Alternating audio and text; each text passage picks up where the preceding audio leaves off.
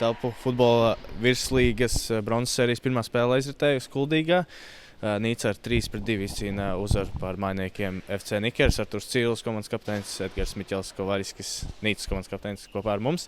Edgars, varbūt varam sākt tavu komentāru par maču. Jā, paldies, kad uzaicinājāt uz sarunu.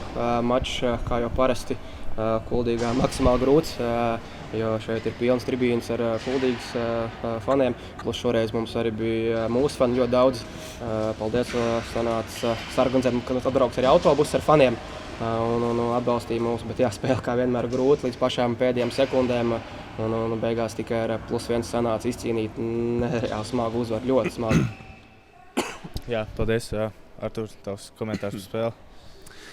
Nu jā, kā jau kolēģis teica, protams, Nīca pret Nikers, tas ir, man liekas, futbola saldais ēdiens, telpu futbola saldais ēdiens.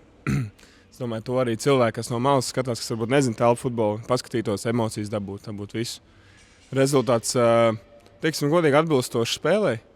Sniegums abām komandām daudz maz vienāds. Es domāju, mēs abi esam gatavojušies, abiem ir labs sastāvs, ir aktīvi, ir fiziska spēle.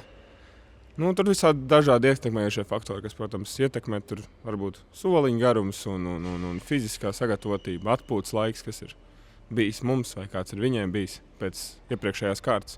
Nu, visādi ietekmējušie faktori, bet kopumā, es domāju, spēle ļoti skatām. Rezultāts varbūt, manuprāt, varēja būt savādāks, bet nekas, priekšā vēl ir spēles. Turpinam tālāk. Jā, paldies, Artur. Edgar, Latvijas kausa fināls šeit arī Kuldīgas sporta hallē norisinājās tieši starp šīm divām komandām. Tur gan uzvaru izcīnīja Nikers, tādu pašu rezultātu 3-2, kā jūs šodien uzvarējāt. Skaidrs, ka visi gaidīja, ka šī spēle būs diezgan jaudīga. Cik kā lai gribēju pateikt, šķiet, jebkura komanda varēja kausā izcīnīt to uzvaru. Skaidrs, beigās rezultāts 3-2 Nikers izcīnīja, bet tomēr cik ciešas ir šīs spēles starp šīm divām komandām? Vai tu vari to aprakstīt? Jā, varu. Pirmkārt, gribētu arī paldies pateikt Kuldīgai un Zigim. Šeit uztaisīja Kuldīgā milzīgas telpu futbola svētkus, kas bija Latvijas kausa fināls. Pirmo reizi mums sanāca arī tik tālu aizspēlēties. Un, kā jau minējāt, fināls arī bija līdz vieniem vārtiem un tikai papildu laikā tie tika gūti. Arī pie pilnām tribīnēm un tā spēle arī bija no vieniem vārtiem uz otriem. Un pēc tās spēles mēs sapratām, ka mēs reāli varam cīnīties ar savām spējām, ar cīņas paru, kas mums ir. Varbūt mēs neesam tik tehniski kā Kuldīga, un tas soliņš varbūt mums nav tik garš, bet mēs ar to cīņas paru, ko mēs parādām laukumā, ar to mēs varam izdarīt daudz. Jā, šajā spēlē mēs gatavojāmies, bet paši nezinājām, ko mēs šodien varēsim sagaidīt, jo mums ir izkrituši 6 bez mazai pamats sastāv spēlētāji saistībā ar traumām, ar sarkano kartiņu un darbu. Un vēl šodien 2 notraumējās, tāpēc jā, bija grūti, bet paldies džekiem un faniem, kas sadeva laukumā visus spēkus. Jo ar pašam sanāca otrajā puslaikā nevienu reizi nenomainījos, jo sapratu, ka mums uz mājiņas ir 3 cilvēki, 4 un ar to mēs nevarēsim izvilkt visu spēli. Jā, to es arī pieminēju. Jā, šodien spēlē satraumējās noteikti viens no jūsu vadošiem spēlētājiem, Markus Selpāns, vai ir kaut kas par to zināms? Jā, ļoti žēl. Markus bija izbraucis no valsts, atgriezās un ir nospēlējis tagad 2 spēles.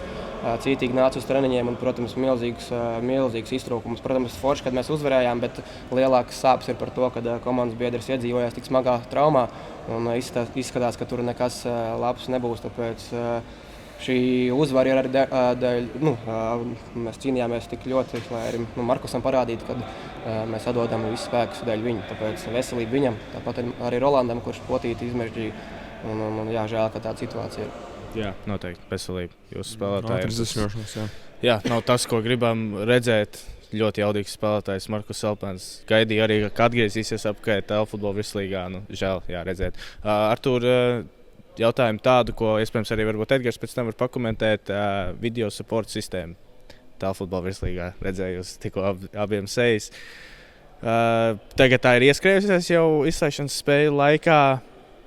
Ko tas pamaina spēles tādā redzējumā, spēles vienkārši gaitā, vai tas patraucē vairāk, vai tieši paprovocē, vai ir vairāk vēlme ar tiesnešiem runāt? Nu, kā tas maina spēli?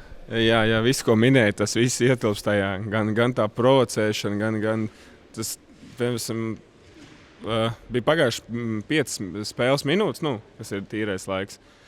Bet pēc sajūtām likās, ka mēs jau esam nospēlējuši puslaiku. Tās pauzes garās, viņas tik ļoti atņem. Piemēram, viena komanda ieskrienās, jau kaut kas notiek. Kaut kāds maziņš, nesaprotams sodiņš vai kaut kāds, viņu tiesneši šoreiz varbūt kaut ko nepamana. Viņi iet atkal skatīties. Es saprotu, es vienmēr esmu bijis tiesnešu pusē, vienmēr esmu atbalstījis un arī bijis tāds respektīvs, bet šodien arī es neizturēju. Daudzās epizodēs, protams, es varbūt atvainojos Igoram par savu uzvedību. Varbūt dažreiz bija ne kapteiņa cienīgi, bet manuprāt, šis būs varbūt mans subjektīvs viedoklis, kad šodien bija nedaudz izlaista spēle. Bija epizodes, kur varēja nošvilpt, kur vajadzēja uzreiz reaģēt, kur nevajadzēja papildus kaut kādus video supportus, kas rausta spēli. Un tas, to varēja manīt. Visas komandas uzvalkās, abas komandas uzvalkās. Abām komandām bija nesaprotami dažādi sodi, ko mēs mēģinājām izprast. Un, protams, ir reizes, kad tas palīdz, bet ir reizes kā šodien, kas ļoti, ļoti ietekmē un traucē, manuprāt. Jā, gribētu nedaudz mazliet nepiekrist Arturam. Protams, ka tā ir daļa no telefutbola, tīpaši tagad no playoffiem, jo kad nav tas video supports, tad ir daudz tādas situācijas, kad varbūt tiesneši neredz, kad kāds ar elkoni iesit un tā tālāk. Tāpēc šodien bija daudz epizodes, ņēmu, skatījās ilgi un dikti, bet tieši kur mēs gan nopelnījām 10, sākumā tiesnesis neiedeva sodu, pēc tam paskatījās, bija 10 metru sitiens, pēc tam tāpat ar pa pendeli. Labi, tur nebija apzināts sods, bet no roka viņš varbūt pa degunu trāpīja vai pa žokli, un tur mēs arī neiesitām, bet ja nebūtu tas vars, tad nebūtu tādas epizodes iedotas. Protams, kad vēl bija pāris epizodes, kur skatījās, kur neiedeva, bet es domāju, ja viņš mums ir uz fināla sērijām, tad viņš ir jāizmanto. Protams, jāpiekrīt, ko Arturs teica, kad bija nospēlēts 5 minūtes, tikai likās jau kādas 40 ir pagājuši, tāpēc tā spēle ievilkās un ir jau 9:30. Ja. Spēle sākām 7 un beidzām pāri 15:9. Jā, patiešām vēlas, jā. Labi, pēdējo jautājumu, Artur, nedēļu līdz nākamajam Kurzemes derbijam. Otrā spēle šajā sērijā. Sajūta, ka pēc tā 0-6 šeit Kuldīgā grūti atkal ieskrieties, kas jāizdara šīs nedēļas laikā? Nedēļas laikā, es domāju, komandai jābūt saliedētāji, jābūt visiem uz treniņiem. Tas šobrīd arī ir ietekmējušais faktors, kas šobrīd mums 3 cilvēki uz nākamo spēli izskīt. Tas būs Rihards Ponermajovs, Tonijs Moldovāns, un es nemaldos trešo, es neatceros, kas zelta no kartiņa dabūja.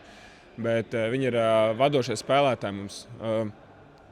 Ja viņu klātbūtne treniņā ir vajadzīga, ir saprotams, ir nogurums, varbūt tās kartiņa ir sakrāta, varbūt grib atpūsties no tā treniņa, bet šīs nedēļas plāns ir visiem būt treniņos, noskatīties video ierakstu, apskatīties kļūdas, izanalizēt, mēģināt treniņā darīt visu, lai uzlabotu to. Un es ticu, ka arī otrā spēle nebūs garlaicīga.